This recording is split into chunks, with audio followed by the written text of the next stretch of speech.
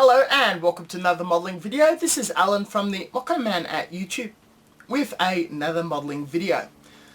1 week ago I put out a video asking your modelling questions to be personally answered, and today I'm here to do so.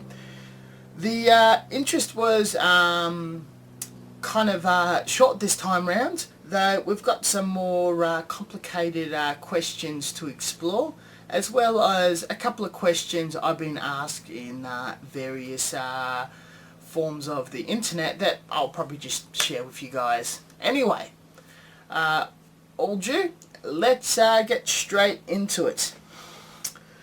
We have the first one, and this one is an absolute doozy, WWH0628.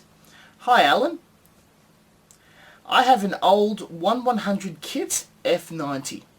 I'm new to customizing gunpla, but I want to have a double jointed knee. The standard is only one. Can you give me any suggestions? What should I do?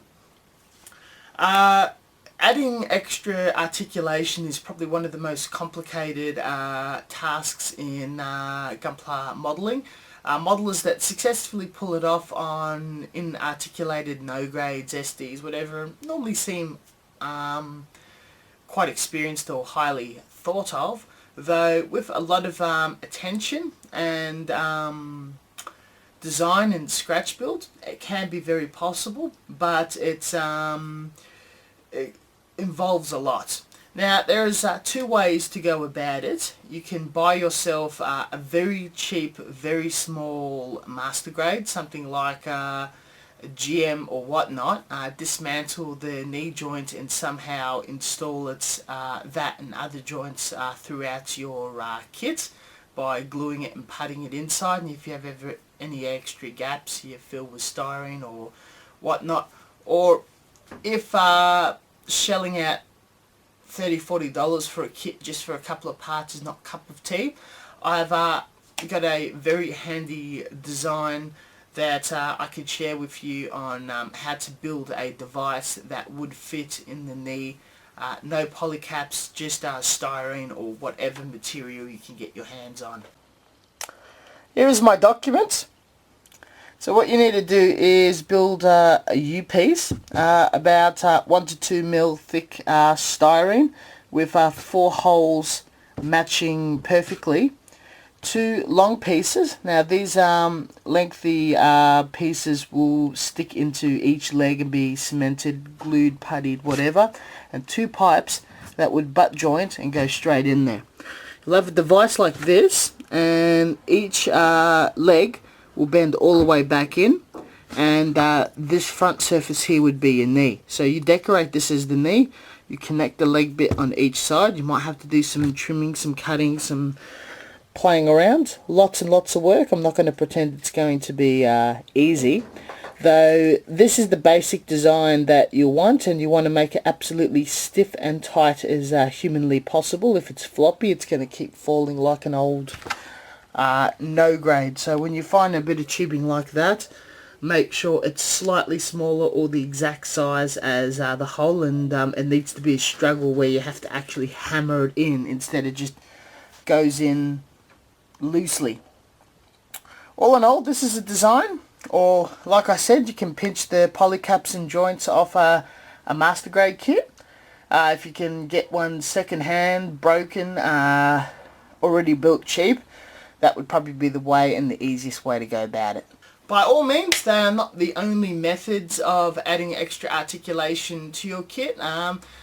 Feel free to look at other tutorials, a little Google around, but for me that's the most effective. Other people try to engineer polycaps into a no grade, though I see that to be very tricky and fiddly.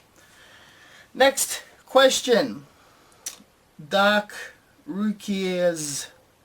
Sorry if I butchered your name. I'm interested in painting my first gunpla high grade scale kit. What can a beginner like me do to get started? I have a Tamiya shop close by. What brushes should I get for my first painting attempt? How much thinner do I need to use? Thank you and great channel. Thank you very much. Now, funnily enough, on Facebook, it's lost it for some reason. Just bear with me for 1 minute. I've got the virtually an identical question. Hey, got a video on how to hand paint kits, brushes, types, thickness, paints. I wish you said thank you, but this is a personal friend. So pretty much all the basics of hand painting. If you have a standard hobby shop local, acrylics is going to be your first point of call. I've already got 3 videos on this channel, a newly one on acrylic hand painting. I'll put the link down below. But more or less just a basic gist, because I do get asked a lot and maybe the video is not very easy to find. You'll need a small palette, 3 brushes, something that's very...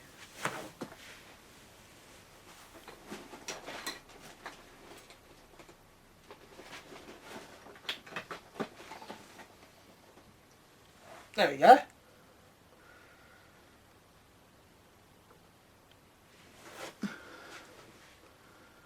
You'll need something very thin like this. That will be for your finer detailing. Something fatter like this. It's probably not in focus. That would be colouring in. And a larger flat one for dry brushing. These are actual proper Tamiya ones. They can get a bit pricey. Though if you go to any art shop or what I actually preferably like a lot, makeup at discount makeup places like a Priceline, or for you guys in the United States, the Walmart. If you can find makeup brushes that look just like a paintbrush, they're very soft and gentle for the human skin. So if it's good enough for that, it's good enough for your gunpla. Those 3 brushes, probably extras. You'll need some sort of jar of thinner for cleaning the brushes, a jar of thinner for watering down your paint. Just cleaning your brushes, methylated spirits is good enough. For thinning the paint, isopropyl alcohol or the Tamiya brand of acrylic thinner. They're both the same thing, but if you can find 90% isopropyl alcohol, you will be able to use that to mix in your Tamiya paints. The idea is you want to mix the paint, or the ratio is about half thinner, half paint, so the paint is super watery, and once applied to the surface of your primed model, it is very highly recommended that you prime your kit with the Tamiya Rattle spray can or any other form of primer you can get, such as the Vallejo hand paint one. It's going to look very blotchy, very terrible when you initially hand paint it on, but not streaky whatsoever. Slightly translucent. And the idea is you let it dry solid, and you do this coat several times until you have a solid colour. It can be a very slow, time consuming process that goes over a number of days. It's good to be working on other projects. Though you will have an almost competition-esque finish. All of that will be explained in the video down below. I pretty much say all that, but I'm actually demonstrating, so you will see what the actual result looks like. My friend has watched that video as well, and I saw his first attempt. Pretty good. So I can't see you guys will have any trouble with that. Canduck 100, pronounced it wrong most likely. How to chrome a kit and put clear paint on it. I mean, step by step. I believe that also might have also been covered in a video how to use Outclad or whatnot, but I assume the application of buffable or really fine lacquer chrome colours, where you would prime your kit, you would put a high gloss black paint on top of the primer. You want to make sure the kit is free of any lint, dust, imperfections, big seam lines, because anything that's a bit bumpy and that will catch up on the gloss black will make your chrome look terrible. So lots of time sanding, lots of time filling, and you might need to prime a few times to get a perfect finish. So you put your black down, you airbrush your alclad or whatever paint you're using in very fine dust coats. And once the silver's on, until you seal it, you don't touch it with your your bare fingers, because you will get fingerprints on the paint. They do not properly actually set or dry as you can buff them. Follow that. The clear paint you want to put on top is something that dries very slowly. The problem with some rattle cans and brands of hobby paint out there is they're designed to be fast drying so people can handle them as soon as possible. When clear dries really fast, it has a tendency of frosting, and it ruins the illusion and the effect of the chrome. So generally what I like to use is Pledge Future Floor acrylic for the people in the United States. That actually tends to take a very long time to dry, and that would make your high quality chromes quite polished, quite nice looking. If you don't have access to that, any sort of enamel clear with lots and lots of thinner, half, airbrush that on very, very lightly. Give it maximum time to dry. No using heat guns or putting in a warm room, a cool room, preferably cool time of year. Avoid lacquers by all stretches of the imagination. And if you have the opportunity, you have access to hobby grade retardants, which slows down the drying process. Tamiya does an acrylic retardant. That will definitely come to your advantage, though do not use too much as it weakens the integrity of the paint.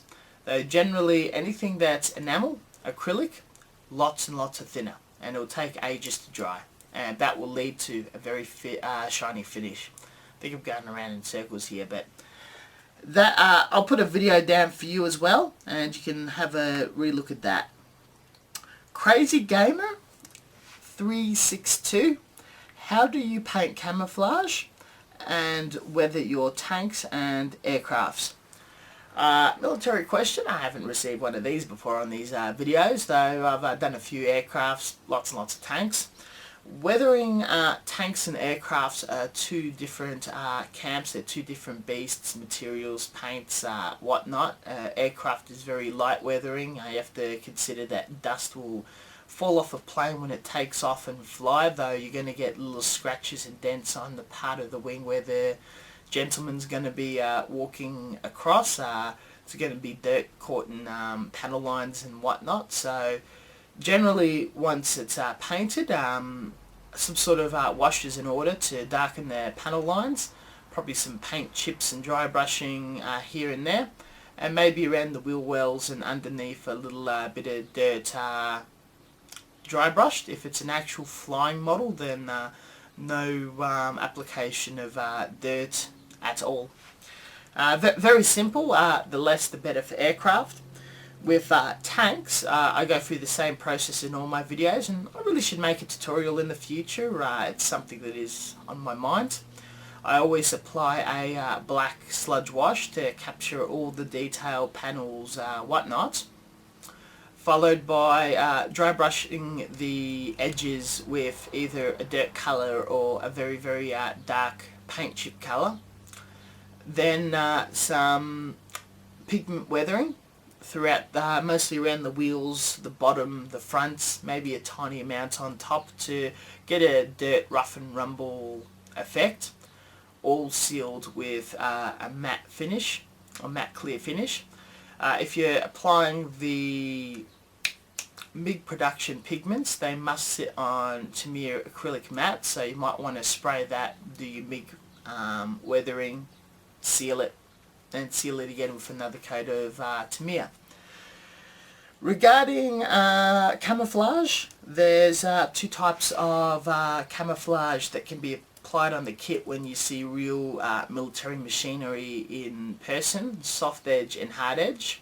Hard edge is either if they used a mask and sprayed, or if they've painted it by hand, or that the gradient line between the actual air gun is so small to the other line that from a distance it looks hard edge. And then you got soft edge, where they use a spray gun and there's a big gradient distance between one colour to another colour. That's the effect you see people airbrushing, and one colour just metamorphoses or changes into another colour without an actual hard edge. The easiest way to paint a hard edge, if you're either spray painting, airbrushing or hand painting, is you lay a colour, wait a day or so to dry, and you recreate the blobs or the camouflage effect with either a mask, which is a bit difficult unless it comes pre-cut like plamo mask, or blue tack. If you manipulate the blue tack to the blob shapes you want and then put the next coat, more blue tack, next coat, and remove it all, you get quite a nice hard edge effect.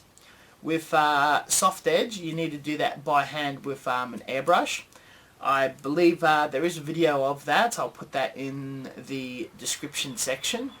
I think I did that on a Airfix kit, and then I did further dusting on of paint. If not, I'll find something definitely for you guys. If not, I'll make a video.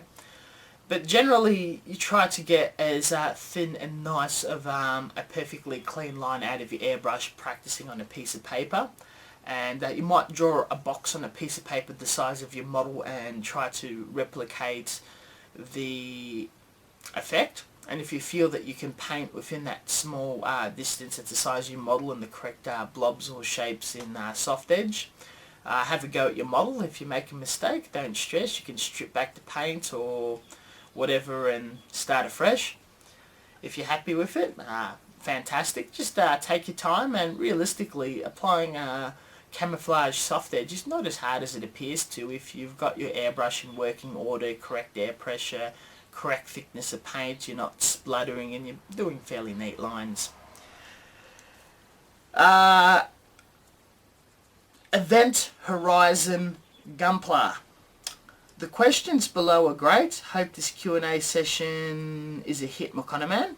Thank you very much, my friends. What's some of the biggest struggles or learning curves that you've overcome as a modeler that could help others? When I started modeling, which would have been in the 90s, me and a good friend of mine, I went over to his house when we were still in late primary school, and I had some old models my father built, and I put one together with whiteouts and household glues. It was terrible, but I loved it. I went to my friend's place and he got into modelling. So a neighbour of his is a very experienced professional modeller. We went to the local hobby shop, bought some second-hand kits on the real cheap, some really old vintage lead paint, some $2 shop brushes with pocket money. We used to build models at his house, so pretty much whatever tips he gave us, tips at the hobby shop would apply, but you know, you'd have gaping seam lines and brush strokes and whatnot. It was all in enamel, terrible, but it was just the fun process of doing it and just having something that was like, wow, put that together. Going from that to when I went into my wargaming phase, and you had people with amazing models at the Games Workshop, trying to get closer to them was a big thing because the tutorial books were insanely expensive, and the internet had one or two very basic tutorials and very advanced tutorials. There was no transition of going from a beginner that was a kid that built modeling to someone that would have their models that they're proud to display at a competition or a wargaming event that wasn't perfect, but at least seam lines were filled and the paint work wasn't absolutely terrible, just out of the jar, slapped on, and messy and whatnot. Though I just enjoyed the process of modelling, I kept doing that, and as I travelled around the internet over the years, tutorials slowly started popping up on forums, people writing up little things, little YouTube videos and other languages, and I just slowly started piecing pieces together, buying magazines, got a job, could afford to buy some of those books. So the biggest transition was finding tutorials back in the early 2000s. Nowadays there's a lot of them, so information is plentiful. My biggest learning curve was the acquisition of information and applying it to my hobby. It could have also slightly been a maturity state of mind as well, and the final one was difficulty of airbrushing. Again, when I first got an airbrush around 2004 and had a go at it by just being told put Citadel paint in there, put water, shake, spray. The results was absolutely terrible. It scared me. I lost the part from the airbrush and didn't touch it for absolute years. Later on, once I acquired enough tutorials and practice, and actually someone at the Model Expo put an airbrush in my hand and told me to paint a piece, I bought a new airbrush and gave it a go. So realistically, just the acquisition of information, and I'm able to follow it step by step. There's not really that much in the hobby that's difficult, and I'm very happy to report that post 2010 there's that much information, tutorials, methods of modelling across all genres of modelling. People in the future of the hobby won't have to fall for it, and they can generally start competing at a very high level of competition more or less in a couple of years of practice. Which I'm very great that that's a new system. There's so much more colleagues, and people can rise so fast. I can learn something from new people entering the hobby. What are your thoughts on the Mr. Hobby, Mr. Colour series? Mr. Colour is Mr. Hobby's lacquer range of paint. I think it's a lot better than their Aquarius acrylic range. They're fairly scratch resistant, they dry nicely, the colours are very vibrant, and there is a massive range, especially their special edition range where you get a small 3-pack box with colours specialty for a certain kit or subject. I use them semi-frequently as they're very difficult to import into my country. They react to normal thinner, lacquer thinner, and you can they manufacture and sell add-ons such as metal primers and retardants, different type of thinners like leveling thinner. It's just a mixture of retardant in the thinner. I think it's very flexible. It's great to use, and it can also mix with other lacquer paints such as Gaia. So if you've got like a Gaia black and Mr. Hobby white, mix it together, get a grey, it would react perfectly with thinner. I enjoy using it, and if I could buy more in this country I would use it a lot more, and recommend its use. I should have a couple of videos explaining how it roughly works out. I do give a warning to their synthetic lacquers, their special edition stuff in the larger bottles for the official Gundam colouring. They drink thinner like crazy, and they dry very, very quickly. Definitely add retardant and lots of thinner, or you're going to get a spider webby effect in your airbrush clogs virtually immediately. Nonetheless, highly recommend it. Make sure you spray it outside, wear a respirator. It's very, very toxic, not recommended for the kids. Though being the official colour for Gundam kits, you can't go wrong. Still Event Horizon Gunpla, third question. What model kit has been your favourite to work on? Gundam Gunpla wise, I love the high grade Zaku 2 F2 white version. The green version's exactly the same, but I just got a soft spot for that from 0083.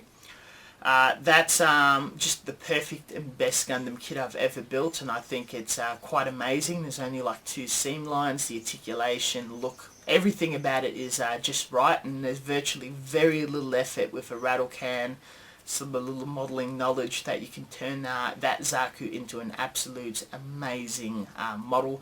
The opportunities are endless, and it's probably the high grade that I could build a second or third time. I've enjoyed that. There's just no flaws in it in the way of articulation, how it goes together, difficulty. It's just the perfect kit, and it's a Zaku, and it just comes together beautifully with zero effort whatsoever. I definitely recommend it. Military wise, the most fun kits I've been building is the tanks from the S model range, especially the smaller stuff where the tracks are all in the one piece. They're an absolute delight to build, and they get a very beautiful result quickly. This is Dakaraz. Oh, one more question. Does Mark Setter work on clear stickers provided to your high-grade kits, not water slide decals? Short answer, my personal opinion, no. Long answer, I come across a few people on Gundam Australia forum that swear that if you apply the Mark Setter on a surface and apply the sticker, you'll be able to get a little, it turns that sticker into a water slide decal where you can sort of move it and shuffle it into place and allow it to dry and set. I initially had a go at this with a painted surface and had no luck or result at all. The paint got a tad damaged, and after drying the sticker just refused to stick. It just ruined the underside of the sticky part. I don't know if I was doing it wrong. I was just recommended to try, and I wasn't told exact directions how to do it or pull it off. So if you find other methods of or examples of people using it, let me know, get me in contact with them. I'd love to learn their madness behind their technique. But just as a general thing to slap on some of that solution and stick a sticker on it. At first it doesn't work, and if it does, it's very, very difficult and tricky. It's best just to use tweezers and just be super patient. That's all the questions on the comment section of the YouTube video. Now, a private question, I won't release where I've received this or who sent this to me. They noticed in a work in progress series that I was filling seam lines on high grade, and there's this green solution on the seam lines that was sanded up, and they believed it was the new Games Workshop seam line thinner filler green stuff. Their question was, do you use green stuff for filler? And if so, how do you stop it going off in the tube after a few months? Now, the green stuff comes in a little paint jar, and all it really is, in my opinion, due to how it reacts and shrinks, it's just a worse version of, to me, a basic type putty, almost the same price. Once applied, it's just going to sink in the seam line, and there's still going to be a visible line. The stuff dries up insanely quickly, very difficult to use. I did not recommend the use of that product. What I do use, and which is equally famous, is Squadron 1-part putty. It's this toxic green shit that you apply on your seam lines of your model kit, and sort of fuses and eats into the plastic, becomes one, and you can sand it down. It does not shrink, so once applied, you apply once across your seam line, even on the worst of oldest, crappiest model kits with massive gapes. It's that thick, and it hardens, you sand it back, and it doesn't split afterwards. It's my recommended putty that I'm currently using. I've been asked a few questions about that in the past month and last year. A review tutorial is being worked on as I speak. I'm actually going to do a process of that as soon as I shut off this video. So I recommend buying it. Whatever you do when you do apply it, and if you get any on your hands, wash your hands before you touch your mouth, face, eat. But besides that, works like any other putty. It does have a shelf life of a few years. It's very creamy at first, and over time it gets a bit drier and drier, and then it's just so thick it's almost unusable. But opposed to green stuff, it doesn't go off in a couple of months. If you are talking about the 2-part putty green stuff, I think it's a great product. I personally use that, and if you're wondering how that does not go off, you need to cut the putty and mix it, not pinch it. That alters the chemical formula and hardens and does terrible things. And generally with green stuff 2-part putty. It should be kept in the fridge to extend its life, unless your mother freaks out or whatever, then just a cool dark place. Before I bid adieu, I just want to recommend a channel, a modelling series that I've been watching. stevethefishdotnet has been doing a series of building the Sakura Tyson Koubu. It's an old wave kit, though it's an absolute wonderful wave kit. Old school glue together type with seam lines and the whole lot, though once finished they normally look absolutely beautiful. They're very sought after, very rare, kind of difficult to buy. He's doing a very long-winded video series of painting the figure, then building and painting the whole thing, and talking about his love for the series and the games. I recommend checking it out. It's a very interesting series on a very interesting style of modelling. He shows some interesting techniques, makes some mistakes, repairs them, and makes up for them later on. So I think it's a very good, honest series to watch. Thank you very much for watching. I hope this question answer video was informative. Unfortunately, there's a lot of very particular advantage stuff, so it might not be for everyone's viewing pleasures, but I hope everyone's taken something away from it.